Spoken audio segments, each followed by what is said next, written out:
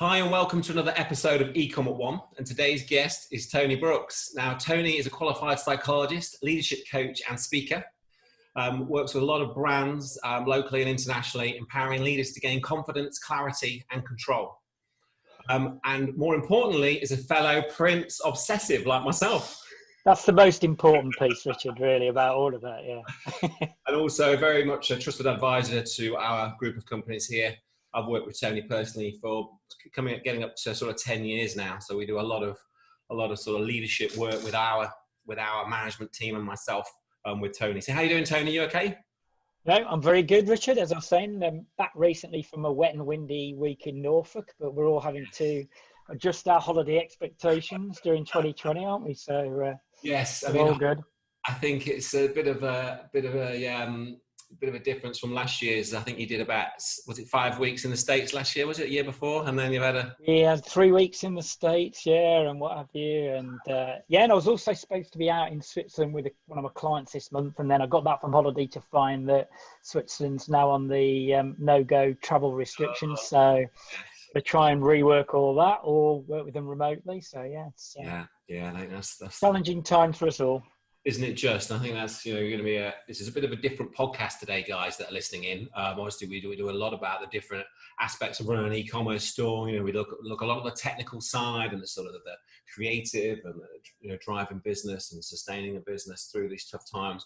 But today, we're going to have a very different slant to a lot of episodes. We're going to talk about a lot of things around leadership, mindset, which I think are just so important at the moment. Obviously, we're sort of 6 months plus into the pandemic, COVID-19, and the impact that's had on business owners and the teams that work with the businesses. So I think let's get straight into it. How did you become a leadership coach, Tony? Yeah, well, I'm going to cut a really long story short. My background initially was IT, actually, technology, and then eventually got into team leadership positions and what have you. And I was at a company that most people have heard of called Experian, based in Nottingham for 10 years, and went on 2 senior leadership programs, got sort of more senior positions myself, and was studying psychology all through that time, and just became more and more fascinated with how to support, help leaders and help people really develop their, as you say, not only their skills, but their mindset. So I got the opportunity to take redundancy 13 years ago, and decided, as I was on 12 months notice, that was a really good opportunity to set up a business. And my coaching business has changed over those 13 years. I've changed the brand and it's changed paths a bit, but fundamentally I really enjoy working with people and helping them get the best out of themselves as leaders and get the best out of their people. Fantastic. And so what would you say makes a good leader then, Tony? Oh, there's so much in that, isn't there? And there's so much we could talk about. I actually think there are a few things I would focus on. I think an important part of leadership is getting your own ego out of the way. There's a great book by Jim Collins called Good to Great, where they did research on the most successful leaders, and a lot of them were found to be more introverted in nature. I know you're an introvert, Richard, although many people who meet you might not think not. Yeah. But I think it's that ability within leaders to help their people and actually empower their people, and make it more about their people, because the people are pretty much the ones on the front line dealing with the clients. And it shouldn't really, I think if you're going into running a business or a leadership position based on fueling your own ego, I don't think you'll be as successful as you might be if you make it all about the people that work around you. So a good leader for me, a lot of it is about communicating well with your people, bringing them into what's happening with the business. And I know you and I do work together, but I know you're very good at sharing your strategy with your people and getting ideas from your people as well, because again, there's a whole wealth of experience and expertise in your people. And so good leaders will recognize that and not only share a strategy with their people, but allow their people to have input into that and change the path and look at things like culture. I remember, again, we did a piece, Richard, a few years back where your team were involved in that, looking at what the SEO Traffic Lab eCom One brand was all about and the culture. I think that big one about communication, though. I think it's keeping people aware of what's going on. I mean, particularly through the last 6 months, I think companies that have done it well, especially with the remote working, have been communicating well with their people, and that can be on a one-to-one basis or on a team basis. And the final thing, sorry, Richard, no, I'll let you speak then. No, you're fine. Go. I was going to say just one final thing as well, because it was interesting actually. I got a call last week. I was on holiday, asking if I'd go on Nottingham Radio to talk about leadership, and I couldn't do it because we were out and about that day. But it got me thinking, because I know what they wanted to talk about was the amount of U-turns that have gone on with the government, especially over sort of last sort of few weeks. Yeah. And it's one of the topics I've talked about a lot over the last 6 months. I think a good leader must always display agility, but particularly over this time as well. So the concept of Agile runs through software development, but it's a really important part of leadership. It's being able to think quickly, the pace of change is getting faster and faster, and it's being able to respond to that and change direction and make critical decisions. And so that agility, I think, is important. And some things that there are some things I think the government have done that would be a little dubious as why that U-turn happened. But actually, admitting you're possibly on the wrong path and changing is mature leadership as well. So I think that's important. So getting used to change, getting used to dealing with change, sort of encouraging that communication with your leadership team, making sure that everyone's sort of updated as best you can on sort of what's happening. But as you say, things have over the last 6 months. There's never been so many changes and big changes, big disruption. As you say, communicating what the plans are, what the intentions are. But obviously that could change literally. You plan one thing and then a week later, as we know, as you know, in our business, 6-7 months. We were like, right, we're all going home for, I think it might be for a couple of weeks, maybe. No, I think it might be for 3 or 4 weeks. So take all let's get everything out and, and we'll see you in a few weeks sort of thing. And then, we were sort of 4 months before we were back in. And obviously that inherently a lot of change, we implemented with your help, a lot of strategies around comms and supporting the team and obviously the management, et cetera, et cetera. So, but you did really well in that you preempted, if I remember correctly, you made arrangements for all the team to start working remotely even before the lockdown, didn't you, Richard? And I think you were one of those shrewd people who preempted what was going to happen and got your team in place and ready before the official lockdown hit, Sure. Yeah, we were probably about 2 weeks before the official date. Yeah. So, what would you say to the guys that are listening in that do have a team? They have a team, maybe, a smaller business with half a dozen or, 50, 60, 70, obviously we have a whole mix of e-com stores and business owners that listen to the podcast. What would you say would be some ideas that they can, takeaways that they can look at implementing and to think about around motivating their own teams and creating what we talk about as a growth mindset or the growth mindset culture within the business? Yeah.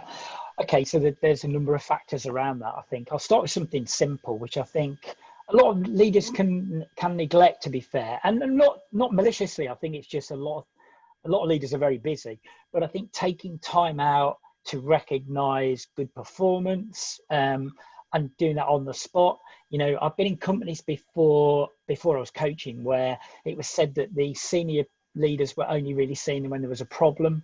So I think making sure that you take that time to do that. There was a piece of research, I know you and I were talking about this recently, actually, done by a psychologist called Marcel Lasada, and he looked at the typical balance of positive to negative sort of feedback for people, and it was around about 1-to-1 really. So you're going to need to pick up on things that people don't do so well, but you need to pick up on things they do well.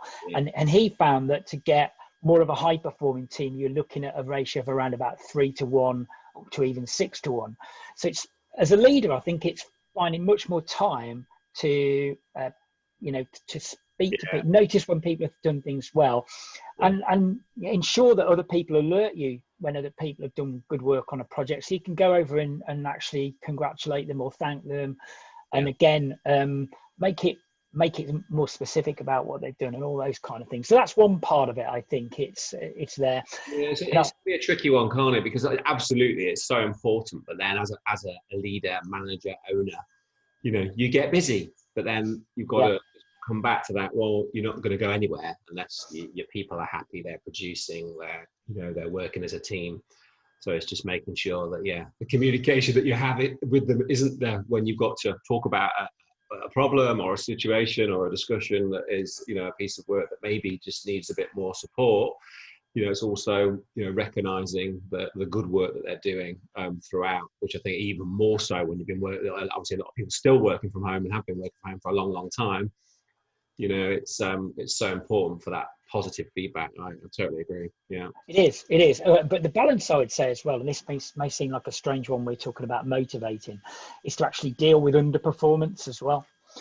Because I think one of the things that can demotivate a group of people is when they see underperformance by certain individuals, but it goes unchecked and not dealt with. And so that can be demotivating, because I think people can feel they're putting the effort in, but other people aren't, and it's not getting handled. So I think dealing with that quite clearly as well.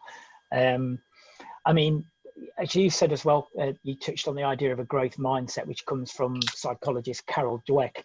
I think having a business that appreciates that mistakes are made as well. Mistakes are part of growth.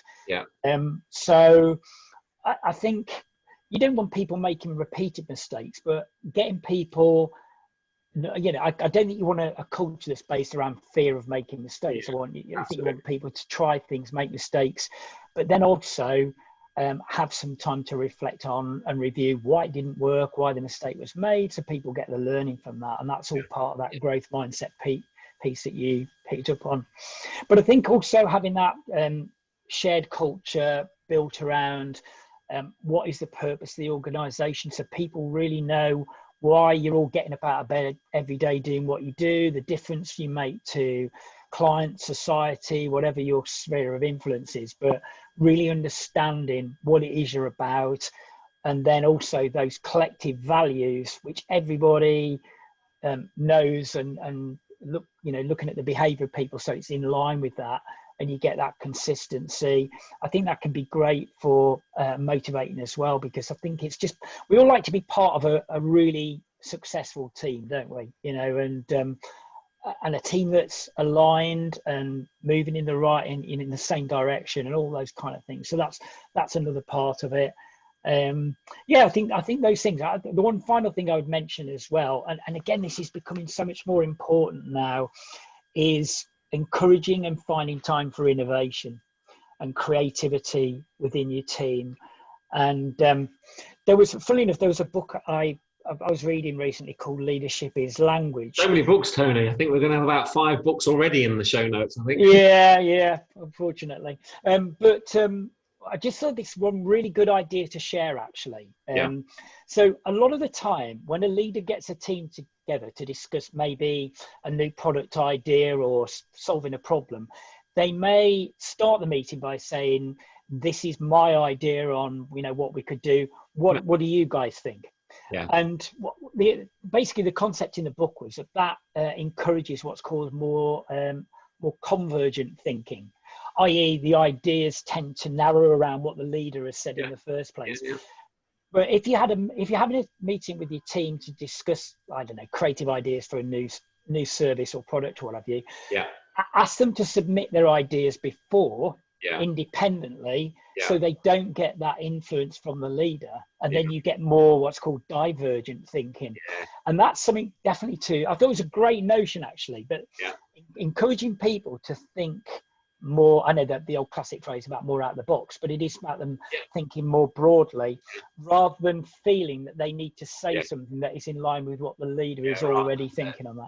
They're getting sort of, right, well, the boss thinks this. What do you guys think? Oh, well, I better jump on that ship, because I think I see it. I've seen a lot over the years, different people in different businesses I've been involved with, where you get a very strong character, rightly or wrongly, and then it's quite easy for the associated team and the people that work in that team to sort of jump on that, rather than have their own ideas. And when they do have their own ideas, it's then just imperative that the way that those ideas are discussed and not sort of pushed to one side because a stronger character, has Yeah. got a stronger voice, is dominating the environment and the sort of the team or the project team.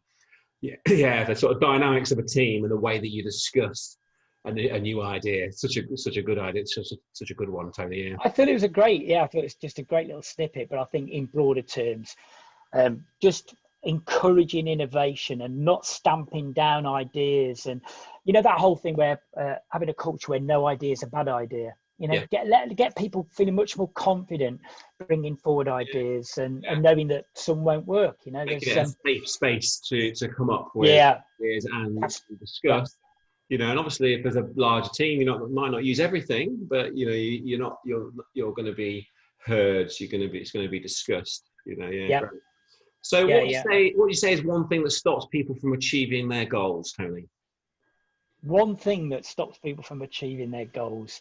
If it was to be one thing, I would say. We'll give you one to start, and then maybe a second. Yeah, all right. So we're going to be one to start with. I would say people not fully buying in to the importance of the goal and what it's about and why it matters. Yeah.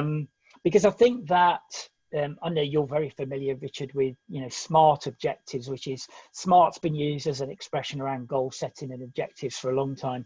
But I think one of the things that SMART misses is, does the goal or the objective have something inspiring in it? Do people understand what it's about and why it's going to make a change for them, make a change for the business? So I think I'd probably say that if it's to be one thing, I think that people not fully connecting with the goal or objective and seeing what it's all about, and seeing it in too much of a mechanical way or a matter of fact way rather than really fully connecting with why they're going to do it and what it's about. Yeah. And then if you could have one more, then.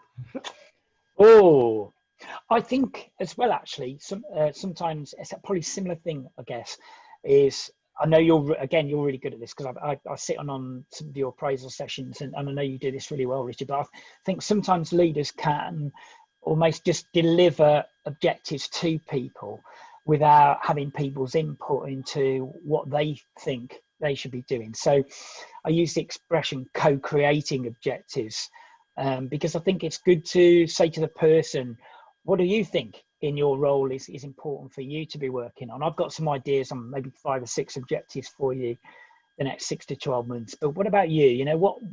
What's going to be good for you in terms of your development on your career path, and what do you think I may be missing in terms of what I'm setting you? So I think it is that co-creation between the leader and the person they're working with to help them together, discussing, agreeing together.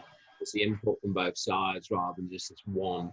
There's a real thread on this podcast, isn't there, here, where it's very much involving the team rather than barking orders and instructions at them, which quite often is where a lot of the challenges, I think, in a team. And when you're building a team, I think a lot of our listeners are scaling businesses, predominantly in the e-commerce space. When you start out, typically it's one man in a bedroom, as a lot of businesses, and we've got many of them, that are doing now, multiple millions a month. But it starts out with that one person, doing everything. But then the reality is, you then bring on your first maybe picker or packer to pack the orders, because you're and then it's then you bring on your marketing person, your warehouse, and so on and so on. And obviously that then needs a leader or a business owner to lead and adapt. And it can be challenging, So I think very much a lot of good takeaways already, where it's very much working together with the people, and trying to agree together things. But obviously you're the owner, so you have a probably a certain direction and bigger ideas, but not bigger ideas, but ideas about the future and scaling.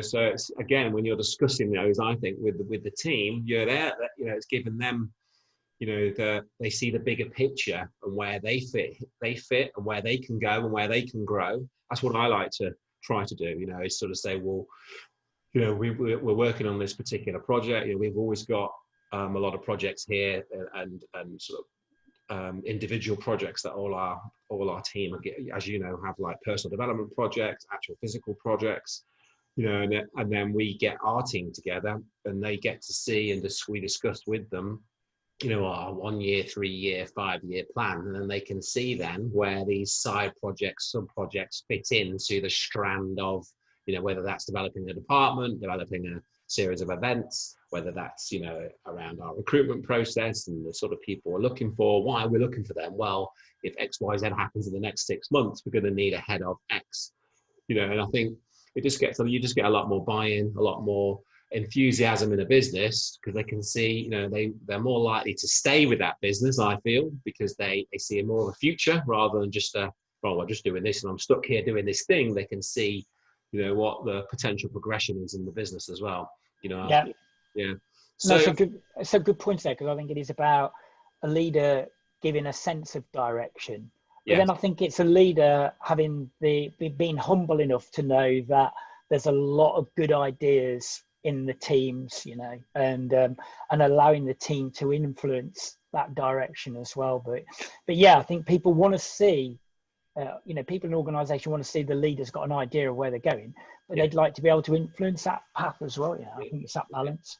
Yeah, I mean, I think it's so important. You know, you don't really want people coming into your business. I don't think that you know, you really want people that are going to stay, you know, in a business. You want to invest in them, and they invest their time in your business, you know. And so I think you just have a better relationship with your people, you know, with your team, you know, if you sort of invest time in them, you know, as a management team.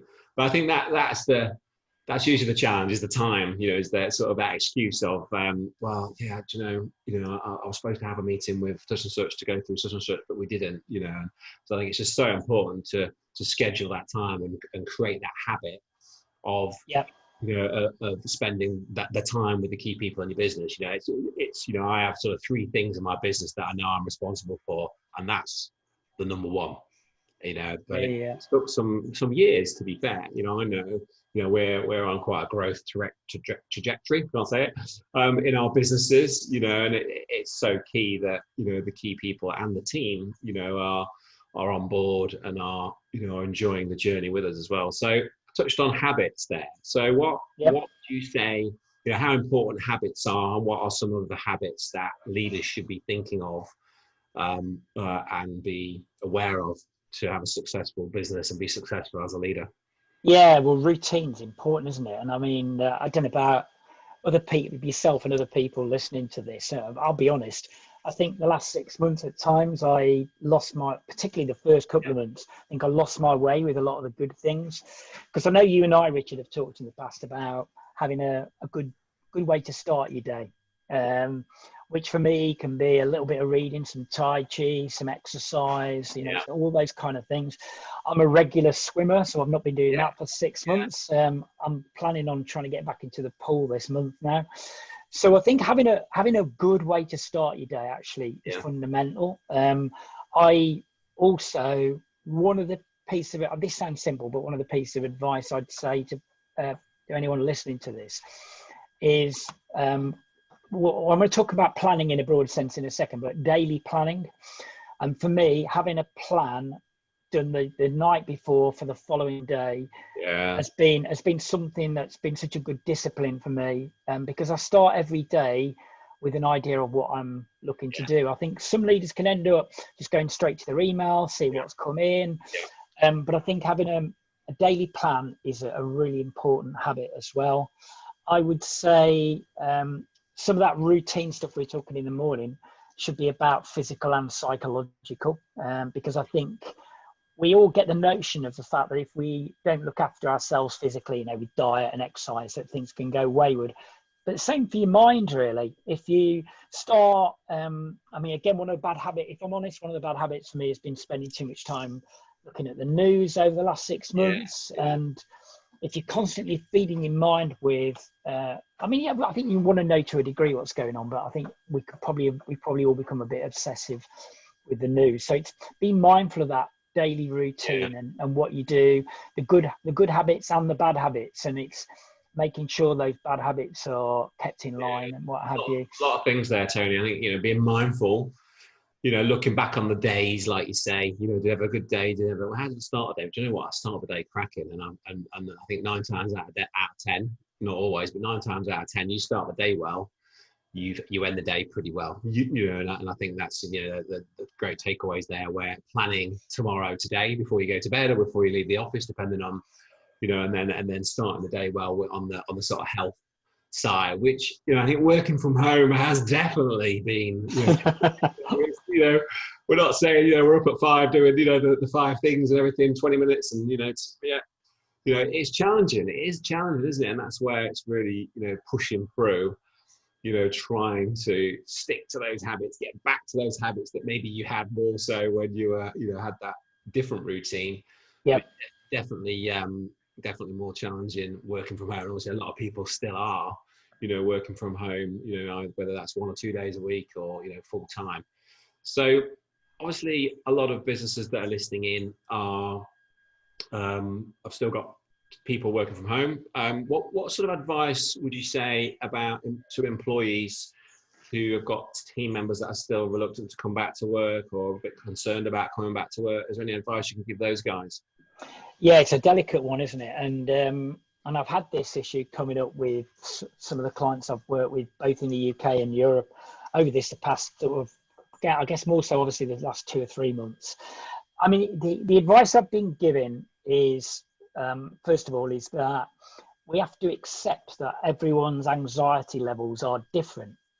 And what we might perceive as, not being so much of a problem now, some people may still be highly anxious about that. So I think we have to understand that everybody's anxiety levels are different is a starting point. And then I think doing I remember you posting on LinkedIn pictures of what you'd done with your offices before you started coming back, but doing the health and safety audit and procedures and making sure that you put things in place for people. So again, that starts to alleviate some of those anxieties. And one piece of advice I gave a company in the UK recently was, if you get people who are resistant, be patient, because what you find is that as other people start to going back into the office and things start to settle, then their anxiety again starts to lessen about joining the rest of the team. And I know that's in a way slightly treating people differently, but it's that understanding, and then allowing people to start to see all the team members are back in, and it starts a staggered start, so many team and then so many more, and obviously the teams are talking to each other. Some are in, some are still working from home. Talking about the experience, the sort of precautions and the safety measures that are actually in place, not just on a document from HR. They are actually in place and they are being adhered to, and the distancing is manageable.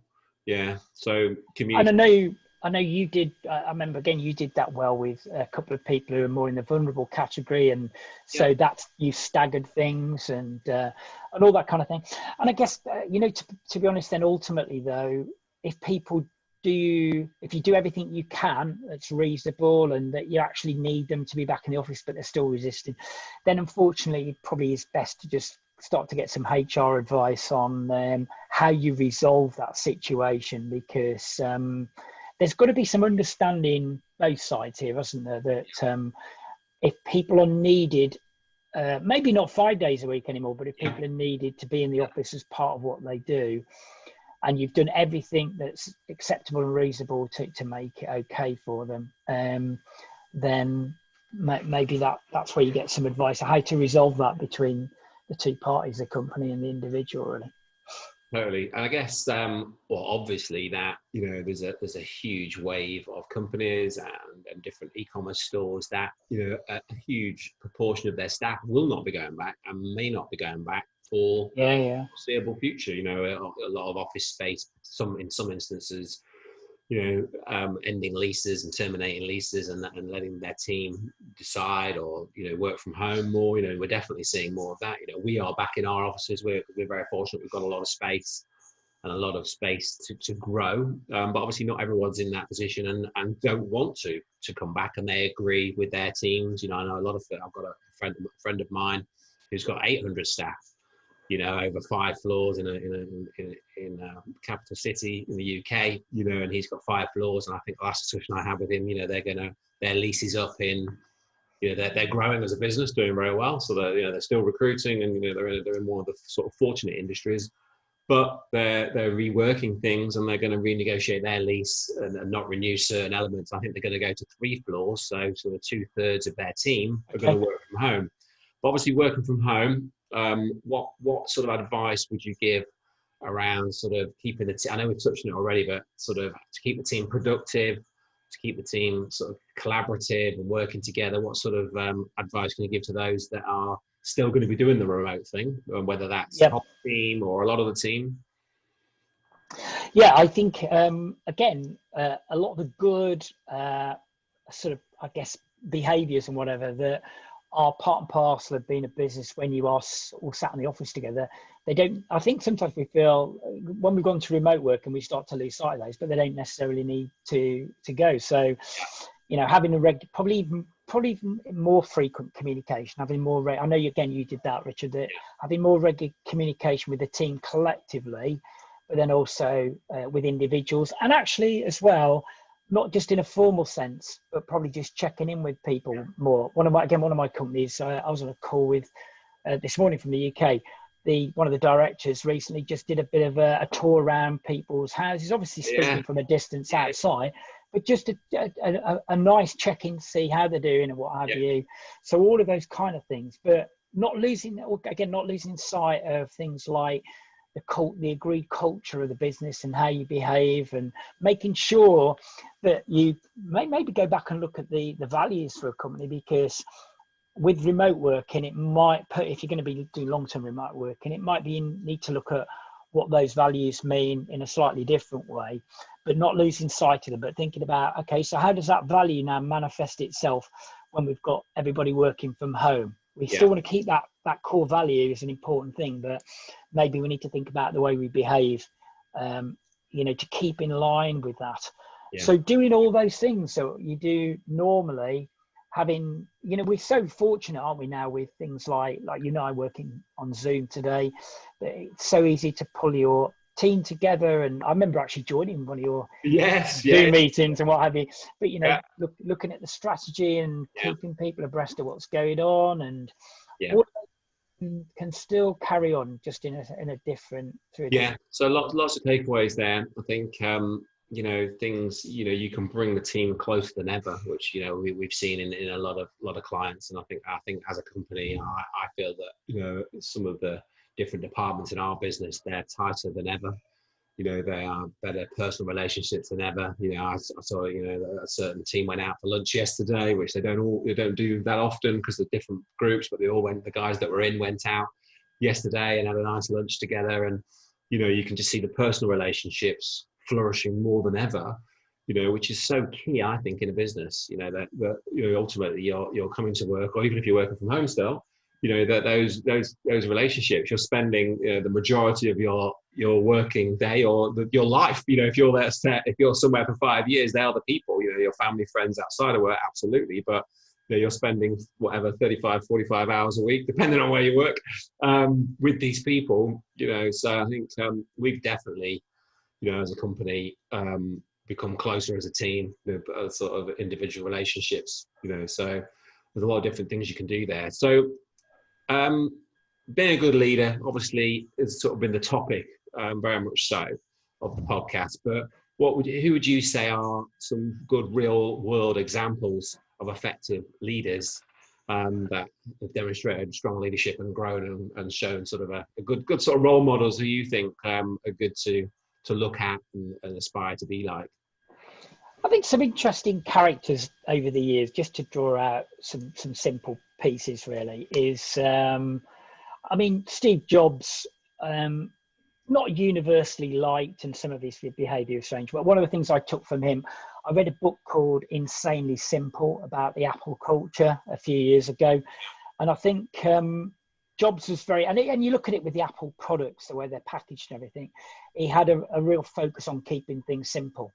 I think the tendency for us to overcomplicate things even more now with technology, I think a great leader can bring back simplicity. And I Yeah. mean, he's not the only one, but that just because I remember reading that book about him, and the culture that they developed at Apple, which I'm guessing has been sort of prevalent since losing him. So I think simplicity, but I think we can definitely overcomplicate things.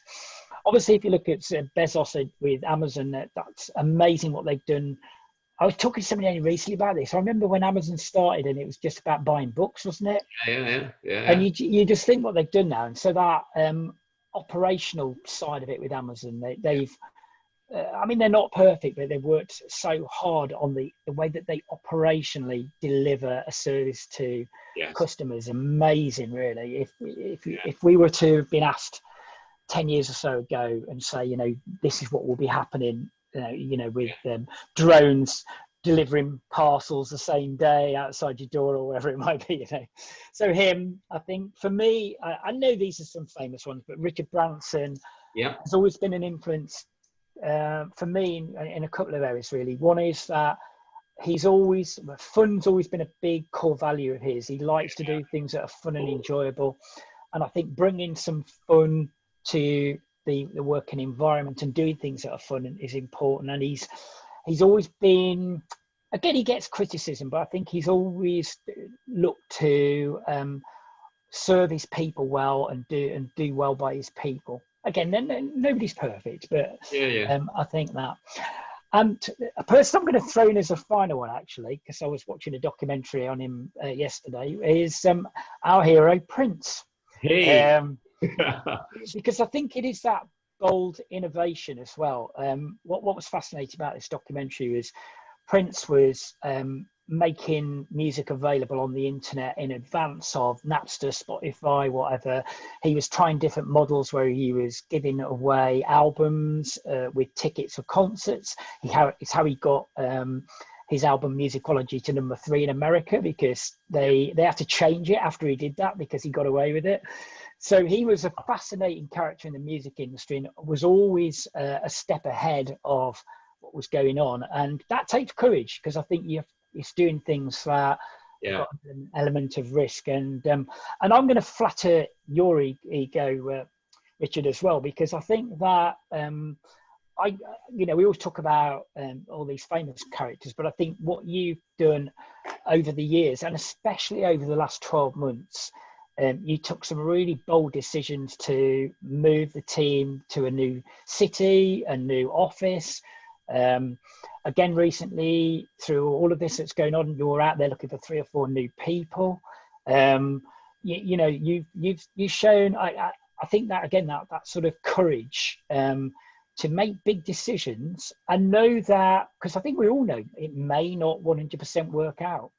But it's having that courage and boldness to actually do some big things. And I know you've got great ambition.